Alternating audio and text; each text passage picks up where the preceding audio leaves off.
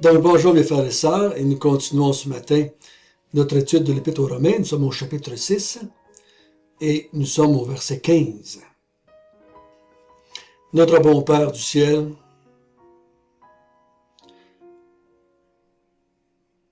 ta parole nous dit à plusieurs reprises, je dirais des centaines de fois, que nous sommes tes esclaves. Pourquoi est-ce que tu as décidé, toi, en inspirant les auteurs, pourquoi tu as décidé d'appeler les gens de ton peuple des esclaves? Mais c'est parce que tu les as rachetés. Tu as payé un prix pour les avoir, parce qu'ils étaient esclaves de quelqu'un d'autre. Oh, notre Dieu, continue à nous instruire ce matin, à nous en comprendre que c'est un privilège d'être un esclave de Dieu et non pas une plaie. C'est au nom de Jésus que nous te prions. Amen. Comme j'ai introduit dans ma prière le pensée de l'esclavage, pourquoi? C'est parce que notre texte, du verset 15 jusqu'au verset 23, nous parle de l'esclavage, nous parle de l'esclave. Où l'apôtre Paul va dire, j'ai pris ce sujet-là, j'ai pris cet exemple-là pour vous aider à comprendre une vérité biblique très importante.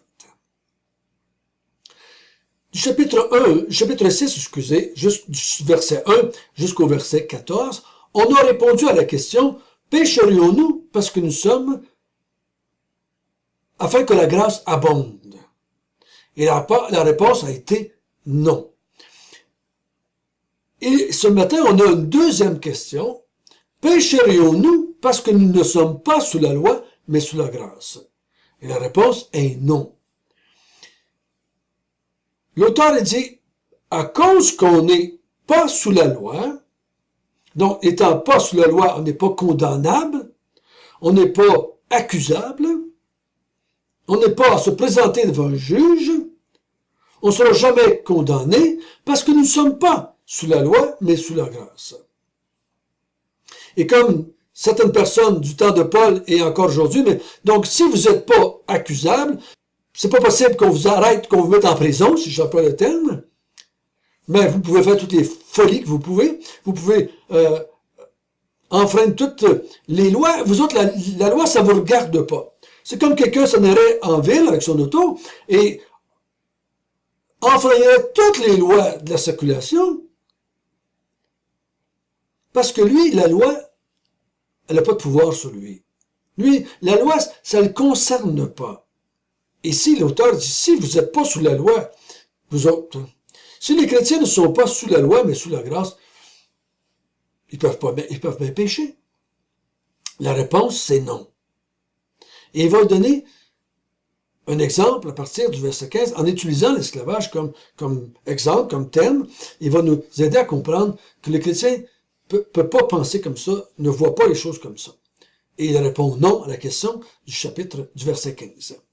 Ce qu'on va faire, on va lire du verset 16 jusqu'au verset 23, mais on va regarder seulement un côté de la médaille, si je peux dire ainsi. Ce matin, nous allons regarder l'esclavage avant d'être croyant, et la deuxième, après-demain, nous allons regarder l'esclavage des croyants. Donc, la question n'est pas est-ce que je suis un esclave, c'est de qui est-ce que je suis esclave, qui est important. Parce que la Bible va nous montrer que tout le monde est esclave. Il y en a qui sont esclaves du péché, puis il y en a qui sont esclaves de la justice. Et ce que j'aimerais faire, et pourquoi je le fais comme cela, c'est pour vous montrer que le texte ici ne s'adresse pas à des croyants afin qu'ils pêchent moins dans leur vie, afin qu'ils combattent le péché dans leur vie, dans la chair, mais il est en train de démontrer que dans l'état dans lequel je suis en tant que chrétien, m'empêche de dire oui à la question du verset 15. M'empêche même de poser la question du verset 15. Ici, l'auteur ne veut pas nous aider à pécher moins en tant que chrétien, mais à bien comprendre qu'est-ce qui s'est passé quand je suis devenu chrétien. Lisons à partir du verset 15. Quoi donc?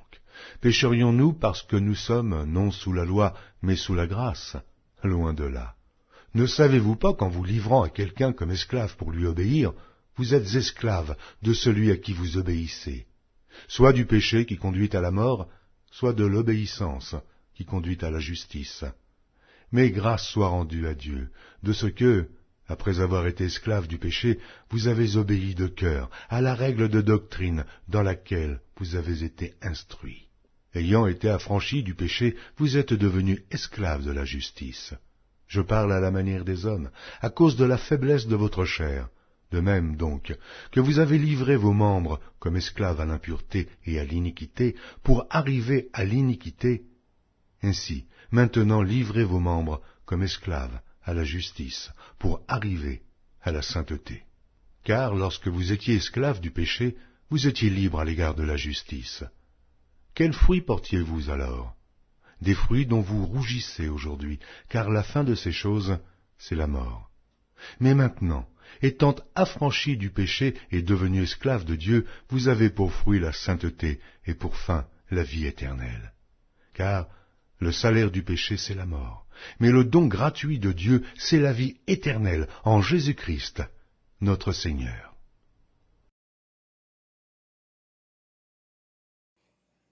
Le fait d'être des pécheurs, que l'être humain est pécheur, l'être humain est esclave du péché, c'est parce qu'il a fait un choix. Et le choix nous a été dit, dans les premiers chapitres, c'était un choix en Adam. Nous avons décidé de nous livrer au péché, d'obéir à la tentation auprès de l'arbre, à Satan. Et nous sommes devenus esclaves du péché. Parce que c'est ça qu'il dit au verset 16. Ne savez-vous pas qu'en vous livrant à quelqu'un comme esclave pour lui obéir, vous êtes esclave de celui à qui vous obéissez, soit du péché qui conduit à la mort, soit d'obéissance qui conduit à la justice. Vous avez pris une décision. Vous vous êtes livré au péché en Adam. Et cette décision-là, de vous livrer au péché en Adam, vous êtes devenu esclave du péché. On est devenu esclave du péché en Adam, par choix. Et le péché, à ce moment-là, est devenu notre maître. Il domine sur nous. Il a dominé sur l'être humain. On l'a vu depuis le chapitre 1 jusqu'au chapitre 6. On l'a vu. Celui qui avait pris la décision en Adam de pécher, nous sommes devenus maintenant esclaves du péché. Donc, on était pris, on était pognés. Parce que nous avons obéi à la tentation, obéi au péché, nous sommes devenus son esclave. Il nous dit au verset 18 que, ayant été affranchis du. Donc, on a été affranchis. On ne peut pas s'affranchir soi-même. L'esclave ne peut pas s'affranchir lui-même. Il dit, ayant été affranchis. Donc, on a subi, quelqu'un nous a affranchis. Mais ça, on va parler de ça surtout demain. Mais ce que je suis en train de dire, c'est que l'état dans lequel il parle, de l'état premier, ou l'esclavage premier dans lequel on était, c'est l'esclavage du péché. Et on ne pouvait pas s'en sortir par nous-mêmes. Il dit au verset 19, pendant que nous étions esclaves du péché, qu'est-ce qu'on faisait? Quelle sorte de vie est-ce qu'on vivait pendant qu'on était esclaves du péché? Il dit au verset 19, de même, donc, que vous avez livré vos membres comme esclaves à l'impureté, à l'iniquité, pour arriver à l'iniquité. Donc, pendant que on était esclaves du péché, on prenait notre corps, nos membres, notre corps mortel, parce qu'on était mort à cause du péché. Et là, on vivait dans le péché. On utilisait tout ce qu'on était et on allait contre Dieu. On ne se souciait pas de connaître Dieu. On s'est fait des idoles pour les adorer. Donc, on vivait sous l'esclavage du péché, et le péché, lui, tout ce qu'il veut nous faire faire, c'est déshonorer Dieu, c'est déglorifier Dieu, c'est accuser Dieu de tous les maux du monde. Il faut bien comprendre que l'auteur n'est pas en train de nous parler. Nous, on a été élevés avec le péché, c'était quelque chose qu'on faisait. C'est des actions. Mais le péché, c'est un état d'être. On est des pécheurs avant de faire des péchés. On a pris une décision. La décision d'obéir et de se livrer à l'esclavage du péché. On a décidé d'obéir à Satan en Adam, et ça fait de nous des pécheurs. Et là, après qu'on ait fait ça, maintenant, toutes nos actions après ont manifesté que nous avions pris une décision contre Dieu. Et ayant pris une décision contre Dieu, maintenant que nous sommes devenus les esclaves du péché, nous avons utilisé notre corps pour faire du mal, pour manifester la décision que nous avions prise en Adam. Il dit au verset 20, pendant qu'on était esclaves du péché, on était libre de l'autre maître, qui est la justice, qui est la vie. Il dit, lorsque vous étiez esclave du péché, vous étiez libre à l'égard de la justice. Donc, la justice, elle n'avait aucun pouvoir sur nous, elle n'avait pas le droit de nous commander, on n'y appartenait pas, on n'était pas son esclave. Donc nous, on n'obéissait pas à la justice. On obéissait au péché, à la mort, à Satan, à la chair. Il dit au verset 21, « Quels fruits portiez-vous alors? Des fruits dont vous rougissez aujourd'hui, car la fin de ces choses, c'est la mort. Les fruits que vous portiez à ce moment-là, pendant que vous étiez esclaves du péché, vous en rougissez aujourd'hui. Vous avez des esclaves, et les péchés que vous commettiez, c'était quoi? Il ne nous parle pas ici de la gourmandise, des mensonges, de parler en mal des autres. C'est pas ça qu'il parle. De dénigrer Dieu, de faire l'idolâtrie. On rejetait Dieu. On blasphémait Dieu. Ce qui me fait rougir aujourd'hui, c'est l'attitude que j'avais envers Dieu en tant que pécheur, en tant qu'esclave du péché. C'est l'attitude que j'avais envers Dieu qui me fait rougir aujourd'hui, et non pas seulement les actions qui manifestaient cela. Et le fruit de cela, c'est la mort. Verset 21. Le fruit de cela, c'est la mort. C'est pour ça que je ne crois pas qu'il parle de cela des chrétiens aujourd'hui qui font des péchés dans la chair, je pourrais dire ça comme ça. Parce que le fruit, c'est la mort. Et les chrétiens ne peuvent pas mourir. La vie que je faisais avant, pendant que j'étais esclave du péché, avait comme fin la mort. Avait comme destinée la mort. Parce qu'il dit, au verset 23, « Car le salaire du péché, c'est la mort. » Si nous croyons que Paul est en train de parler ici que le chrétien devrait essayer de ne pas faire des péchés pendant qu'il est chrétien, et qui en fait pareil, mais le résultat du péché dont il parle ici, c'est la mort. Donc le chrétien s'est destiné à la mort après avoir été sauvé, après avoir été régénéré, après avoir devenu un enfant de Dieu, après avoir été justifié par la foi. S'il fait encore des péchés, mais la conséquence du péché, c'est la mort. Donc je ne crois pas qu'il parle de ça ici. Il dit, pendant que vous étiez esclaves du péché, par choix, en Adam, ça s'est manifesté ensuite. Vous avez utilisé tout ce que vous étiez, vos membres, votre corps, tout ce que vous étiez, et se manifestait que vous étiez des gens qui avaient rejeté Dieu, qui avaient repoussé Dieu, que vous étiez des ennemis de Dieu, vous étiez des idolâtres. C'est ça qu'il est en train de parler. Et les conséquences de cela, c'est que vous étiez destinés à la mort. Donc il dit le chrétien ne dit pas, vu que je suis pas sous la loi, je vais me livrer au péché. Parce qu'il dit, ceux qui se livrent au péché sont esclaves du péché, font des péchés dont ils rougissent, des péchés contre Dieu, et leur destinée à eux, c'est la mort.